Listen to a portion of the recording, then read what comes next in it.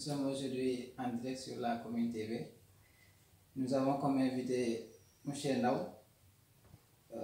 plus connu sous le nom de Ibn Bachir Ndao, à l'état civil Salou Ndao. Votre invité du jour est professeur de lettres modernes, titulaire du CAES, certificat d'aptitude à l'enseignement secondaire. Auteur de 3 œuvres et chroniqueur.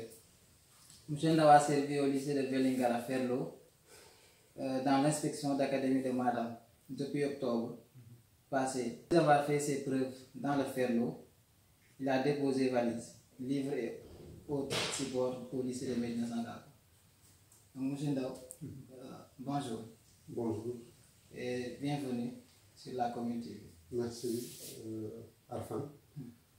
Je suis très ravi et honoré d'être votre invité et de discuter avec vous au sujet de mes œuvres, mais aussi de tout ce qui tourne autour de la littérature, mais aussi de certaines questions d'actualité.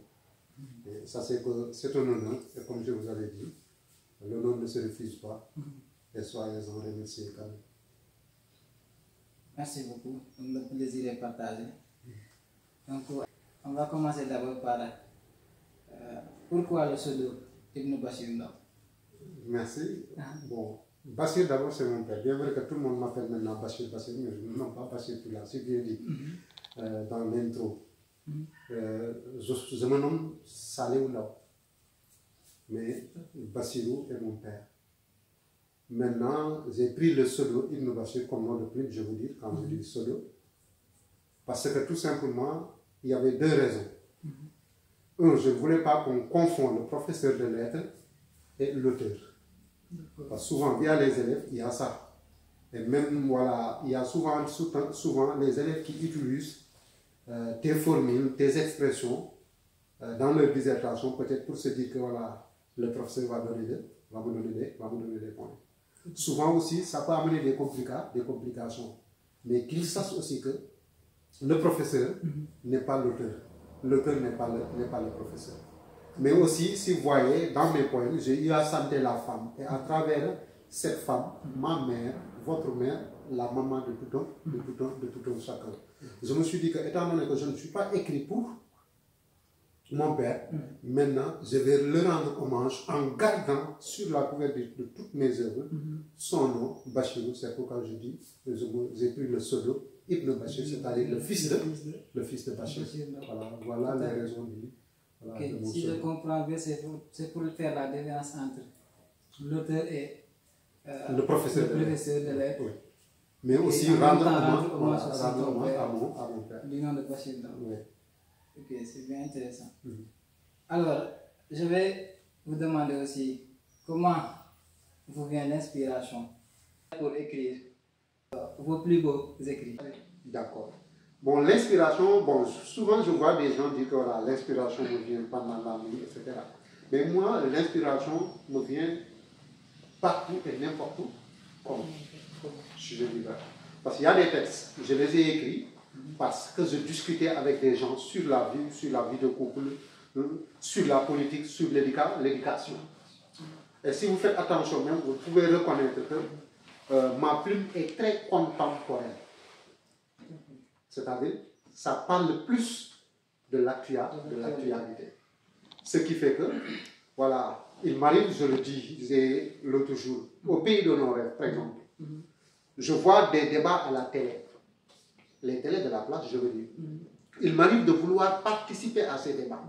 Mais ne pouvant pas participer à ces débats, moi je prends ma plume et dire mon avis sur les questions sur lesquelles ces débatteurs-là étaient en train de partager. Il m'arrive que quelqu'un, un ami, une connaissance ait des problèmes dans son ménage, problèmes d'ordre économique, social, etc. Il me sollicite, en discutant avec lui, il me vient l'idée de parler de quelque chose. Parce que pour moi, en tout cas, l'art doit servir à quelque chose. L'art doit se mettre au service de moi. Mais je peux dire aussi que le moment le plus réel pour écrire mes plus beaux textes, c'est quand je suis dans la peau de celui qui parle. Par exemple, je peux prendre le missionnaire. Un poème dans lequel je rends hommage à Feu Serigne Saliou Mbacké, qui est mon homonyme d'ailleurs. Ce poème-là, en tout cas, je le sens et je le vis. Parce que, comme on l'a dit, c'est l'expression des sentiments, des états d'âme qui m'habitaient lorsque j'ai appris le décès de Serigne Saliou Mbacké. Ça y en a. Voilà. Il y a des poèmes dans lesquels je parle de déception. On peut être déçu par par la personne, la femme bien-aimée. On peut être déçu par un ami. On peut être déçu parce qu'on a essuyé.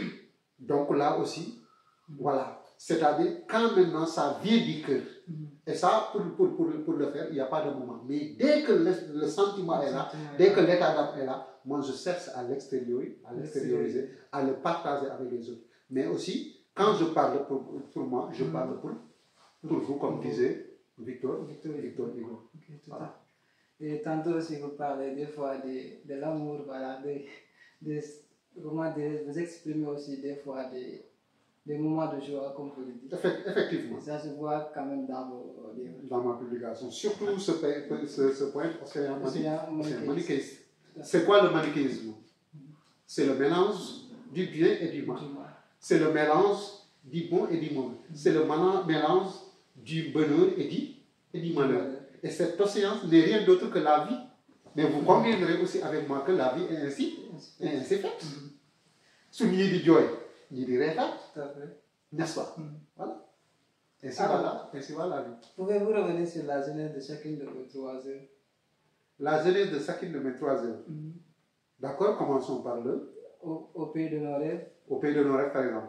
Au pays de nos rêves, bon, si vous avez parcouru, vous allez voir que tous les 43 points, c'est composé de 43 points, 4 plus 3 égale à 7. Pourquoi peut-être le chiffre 7, on y reviendra si vous voulez. Vous avez l'histoire des événements de mars 2001. Quand on parle de mars 2001, ici au Sénégal, tout le monde pensera à je ne sais pas comment l'appeler, voilà, l'histoire de viol entre Ousmane Sonko et Adji Sarr. L'ensemble des poèmes nous parlent de ça. Et comment cette histoire, ou bien sur quel niveau cette histoire a mis le Sénégal, dans quelle situation, autant pour moi, cette histoire a mis le Sénégal.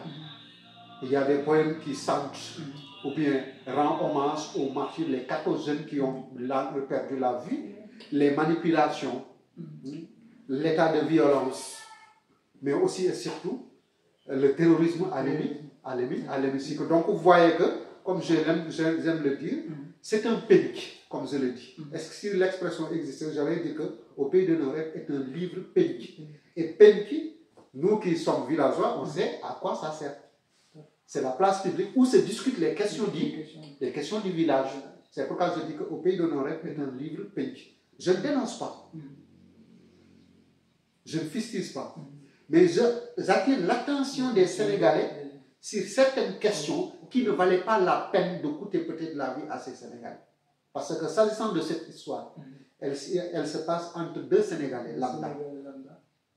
Si on enlève la casquette de tout un chacun, c'est une histoire entre 2 Sénégalais. Si on a une justice indépendante, des hommes de bonne foi, etc., ça ne devait pas arriver là où nous sommes aujourd'hui. Maintenant, s'agissant de Océan manichéiste, là vous prenez la COVID-19. Même si les textes ne sont pas précis. Par exemple, prenez au secours. Lorsque la COVID, nous avons recensé les premiers cas. On avait dit que tout le monde pensait que, comme on le dit je ne sais pas si c'est arabe ou wolof, Bala. On avait cru que c'est du Bala. Tout, mais du tout, des loutianes. Et moi, je l'ai vu sous cet angle. Et je priais maintenant au bon Dieu, parce que le musulman n'a que la prière et les doigts pour régler ses problèmes. Moi, en tant que ambassadeur, poète, j'ai prié le bon Dieu. Prochaine publication, je l'ai dit, parce que ce n'est pas encore piliers, voilà, qui est en face de paraître.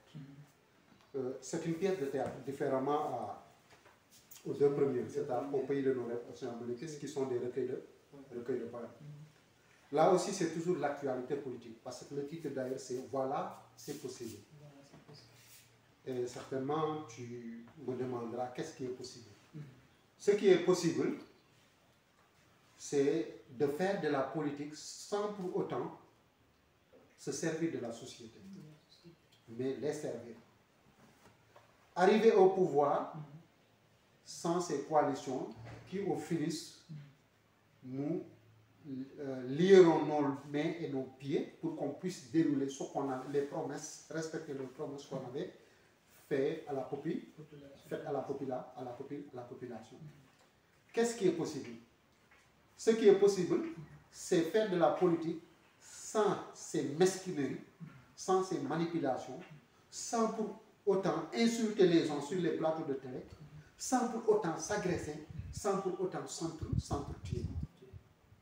Donc là aussi, vous voyez que c'est toujours la société. Et ceci étant, je peux te dire que la société même demeure ma source d'inspiration. Voilà, tous les trois œuvres parlent, ou bien s'intéressent à la société. Tout à fait. Alors nous allons venir, tantôt vous l'avez dit, vous êtes un écrivain contemporain et vif. Pourquoi un tel choix? Pourquoi être vif et contemporain?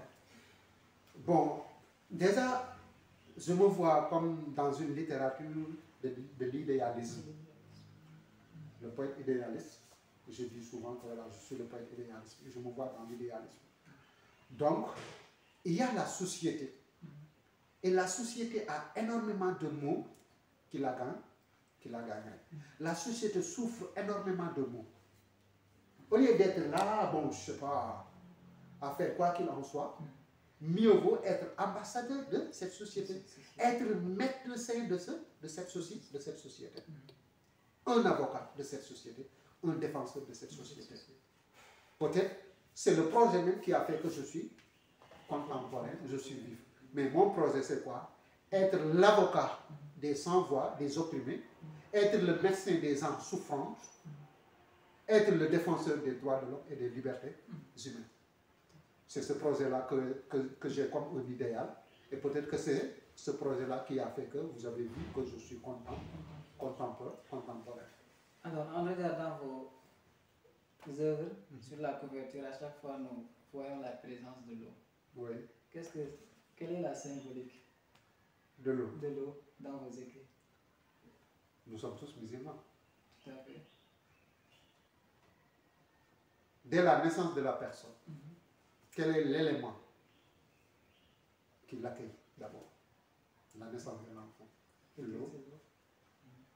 Xale bu juddoo jooy dañuy raxas ba mu set bu jox yaayam ne ko nampal ko. Gannaaw sang boobu meew moo jiituwaat. Le lait. C'est un liquide. Après la mort, ndox mooy mujj ci biir. Mais aussi pour nga tabax, la construction, pour construire, nous avons besoin de l'eau. Donc l'eau à la naissance, l'eau à la mort, l'eau pour construire. Cette eau-là permet à Ibn Bashir de construire une société de modèle, une société de référence. Mais l'eau aussi permet à Ibn Bashir de laver toutes les tâches de la société. Voilà la symbolique que l'eau occupe. Mais il y a une petite nuance ou bien différence avec au pays de Nord que vous voyez ici. Là, vous voyez que c'est le bateau qui se déplace. L'eau n'est pas toujours tranquille. Mais ce qui fait que l'eau n'est pas tranquille, c'est que parce que le bateau est en voyage. Là, c'est le cycle de la vie. C'est tout un chacun de nous. Ce bateau représente tout un chacun de nous. C'est une métaphore. Ici, l'eau aussi n'est pas encore tranquille. Mais cette eau vient se déverser sur les édifices. Qu'est-ce que vous avez ici comme bâtiment? Le palais présidentiel, la primature.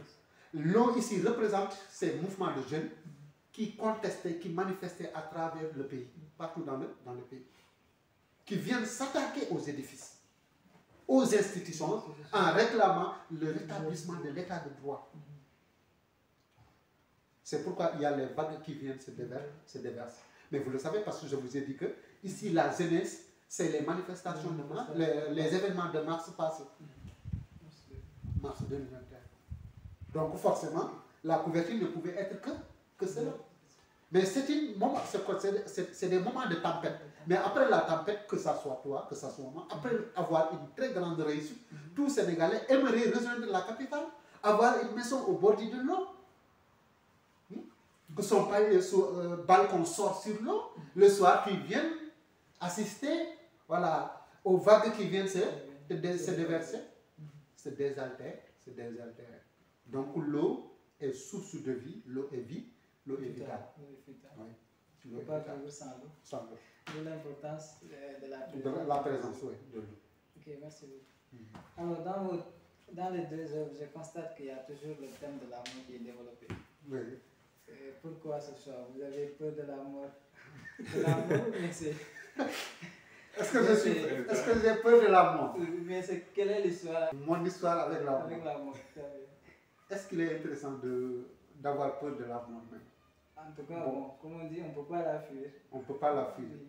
Donc, mieux vaut faire face à la mort. Peut-être que, comme tu viens de conclure, je suis en train de faire face à la mort. Je veux faire face à la mort. Okay.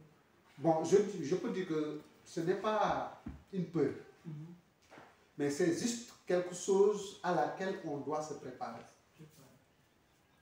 Parce que n'oublions pas que l'avènement de l'homme sur terre est passager et éphémère. Et le retour auprès de notre Créateur est obligatoire. Et on ne sait pas c'est quand. Maintenant, étant donné que c'est un voyage, on ne connaît pas la date ni l'heure. Et à tout moment, si je peux m'exprimer ainsi, l'horaire peut passer. Qu'est-ce qu'il y a lieu de faire? Se préparer en conséquence. Mais aussi, n'oublions pas que c'est Allah qui a dit, et que vous me permettez de le dire en wolof, liggéey leen ba mel ni da ngeen fiy sax, mais jaamu leen jaamu ba mel ni dans la minute qui suit, vous allez mourir. Donc il faut se préparer à ça. Okay. Et malheureusement aujourd'hui, la dureté, les difficultés de la vie ont fait qu'on oublie souvent certaines choses qui sont plus essentielles et qui ont même amené notre venue sur terre. Et c'est une question sur laquelle on doit, en tout cas, y réfléchir, penser, et ça nous permettra peut-être de vivre avec beaucoup de modération, mais aussi avec philosophie. Il faut souvent en parler. Oui. Il faut souvent, parce que ça nous rappelle que voilà, nous ne sommes pas éternels. Et j'en fais même dans le poème Mon Testament. Je me rappelle la première fois que je l'ai publié dans un groupe WhatsApp familial, automatiquement un de mes grands-pères m'a appelé pour me dire, mais c'est quoi ça? Tu es fou quoi? Je lui ai dit, qu'est-ce qui se passe? Ce poème-là dans le groupe, qu'est-ce que ça a à faire à là?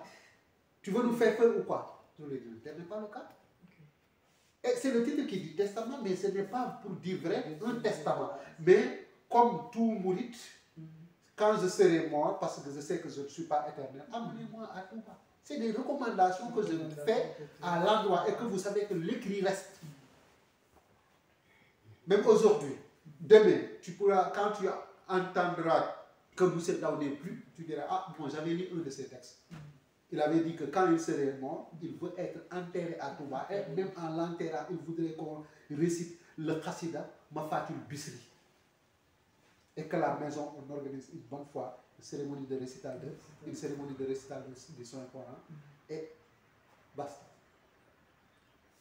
Parce que c'est de l'écrit. Et ça demande. Et si je le dis oralement, ceux qui n'étaient pas là au moment où je parlais de ça, ne pourront pas se souvenir. Et souvent, on vient, on voit que tel défunt avait recommandé qu'on fasse ceci pour lui. Il y a certains qui n'étaient pas là. Et ça pose souvent problème. Et amène des samans dans la famille. Voilà, en gros. L'importance de, voilà, de la présence. Okay. Alors, j'ai fait aussi le constat que votre poésie est lyrique, pédagogique et ou militante. Pourquoi ce choix? Bon, pour dire vrai, je ne fais pas attention trop à ça. J'écris, et comme on le dit souvent, c'est les gens qui disent voilà, et souvent même ils le disent, parce que je me rappelle l'année dernière de la cérémonie de présentation et de dédicace de ce livre à Sokos, l'hôtel Le Caïman. Certains ont dit que voilà, dans tel poème il nous a amené Victor Hugo, dans tel poème il nous a amené Léopold Sédar. Léopold Sédar, c'est moi. Ce qui n'est pas le cas. Moi, comme je te dis, j'écris en fonction du vécu de mes confrères, c'est-à-dire de mon entourage, de ce que je sens. Mais quand même, alhamdoulilah, parce que jusqu'à présent, voilà en tout cas les fonctions essentielles qui tournent autour de toute œuvre littéraire, lyrique ou ludique, le jeu. Lyrique, quand le poète exprime ses propres sentiments.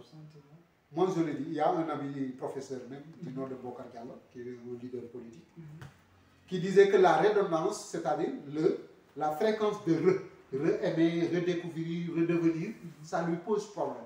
Pourquoi ce soit-là? Renaître, est-ce gratuit? Mais comme je t'ai dit tout à l'heure, c'est-à-dire ce qui différencie un poème et un roman, c'est que le romancier a la possibilité de se casser derrière son personnage. Alors que le poète utilise son jeu. Tout ce qu'il dit sera rattaché à sa vie personnelle. Mais je reconnais aussi qu'il y a des moments où il y a des poèmes qui me touchent directement. Ça, c'est bon. Deuxièmement, je te dis tout à l'heure que je suis là pour alerter. En tant que poète, bon, je ne dirais pas visionnaire, mais en tout cas qui regarde, qui observe la société, de dire attention, il y a danger à tel niveau. Et dès que tu avertis, dès que tu cherches à conscientiser, on dit que tu es dans le didactique. Mais je reconnais aussi qu'il m'arrive de ne pas être d'accord. Pourquoi je ne dirais pas dénoncer, fustiger, comme je l'ai dit tout à l'heure, mais de ne pas partager. Et ne pas partager ne veut pas dire critiquer ou dénoncer. Je dis, je ne partage pas, et voilà mon avis. Ça, c'est quoi? C'est participer à la construction. Une littérature constructive, moi je dirais, à la place du militantisme ou de l'engagement dont vous parlez. Moi, je parlerai d'une plume constructive qui participe à la construction. Et que ça soit l'éveil des consciences, que ça soit le lyrisme dont vous parlez, moi je dis que voilà. Et même la notion d'engagement pose problème. Hein. Aujourd'hui, c'est que tout le monde, sur les questions sur lesquelles nous ne sommes pas d'accord, c'est-à-dire la majorité, moi je peux venir les défendre. Cela ne veut pas dire que je ne suis pas engagé, mais cela dit tout simplement que je m'engage à défendre peut-être l'indéfendable, mais cela ne fait pas que je ne suis pas. Moi je dis que l'acte d'engagement, c'est dès que tu prends ta plume pour écrire. Ça commence d'abord. Maintenant, quelle est la nature ou bien le degré de ton engagement? Tu dénonces, on considère que voilà, même c'est la définition qu'on donne à l'engagement, c'est la littérature ou bien toute œuvre qui dénonce, qui fustige, qui critique. Mais celui qui maintenant prend la peine d'écrire pour éduquer, pour instruire, pour sensibiliser, pour faire la propagande des bonnes valeurs, mais celui-là, personne n'est plus engagé que ce dernier. Parce que s'il réussit son procès, le dénonce, celui qui dénonce n'aura plus rien à dénoncer parce qu'on aura un pays, une société juste. Ce qui est impossible, certes. Bien, ça sera difficile. Voilà. Alors, selon vous, que doit être le rôle des écrivains dans la société? Le rôle des écrivains dans la société. En tout cas, notre société actuelle a besoin de porteurs de voix. Notre société actuelle est une société perdue, ou bien société dans laquelle la jeunesse est en perdition. Maintenant, nous avons besoin d'éclaireurs sociaux. Nous avons besoin de phares. Nous avons besoin de sentinelles. Nous avons besoin de lumière. Pour revenir te dire que les écrivains dont tu parles doivent être de la lumière, doivent être des sentinelles, doivent être des éclaireurs sociaux, doivent être des visionnaires. Mais aussi, il y a des gens qui souffrent, qui ne peuvent pas se lever parce qu'ils restent abattus, qu'ils sont abattus par un mal qu'importe sa nature. Et à ces gens-là, on doit amener notre diagnostic, les perfuser, les soigner et les permettre d'intégrer encore la société. Donc, ils doivent aussi être des médecins du corps social. Okay. Alors, en tant qu'observateur averti de la société, qui demeure votre source d'inspiration? Quel est votre avis sur lequel on a un dialogue politique du président? Le dialogue politique du président. Ça, c'est la politique, hein? Oui, que ce dialogue soit sincère. Mais aussi que tous nos hommes politiques sachent que ce dialogue-là est un dialogue dont les Sénégalais ont besoin. Oui. Et ils doivent répondre à l'appel. Parce que c'est une demande sociale, si je peux m'exprimer ainsi. Mais aussi que celui qui a convoqué ce dialogue-là ne le fait pas pour son propre compte, diaboliser certains, utiliser certains, semer le doute que ce dialogue ne soit pas pour la manipulation. Parce qu'en politique, tout est question de calcul. La sincérité même de ce dialogue-là, en tout cas, moi, ça me pose problème pour dire vrai. Mais est-ce qu'on doit se dire que ce n'est pas sincère, qu'on ne doit pas répondre à ce dialogue, du fait que c'est une demande nationale. Et même ne pas y participer, est-ce que cela ne peut pas porter préjudice à certains? Comme y participer peut porter préjudice à certains.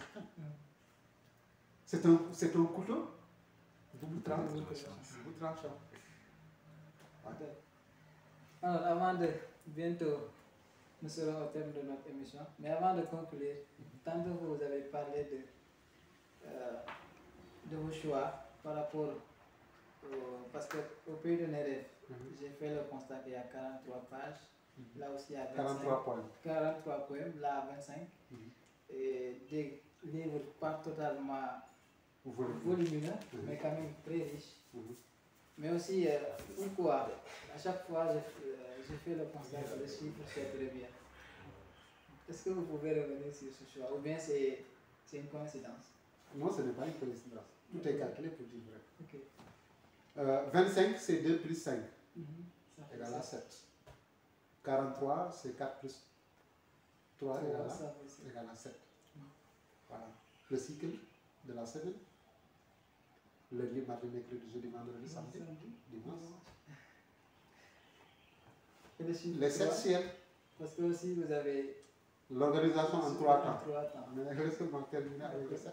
Okay. Il y a les 7 cieux, il y a les 7 terres, il y a 7 minéraux de la grande mosquée de Touba. N'est-ce pas? Donc, mais en gros, c'est toujours, parce que vous savez qu'il y a le grand créateur, celui qui nous a créés nous tous, mais il y a de petits créateurs, que ça soit le menuisier métallique, que ça soit moi, auteur, que ça soit toi, vous, journaliste, nous sommes des imitateurs du grand créateur.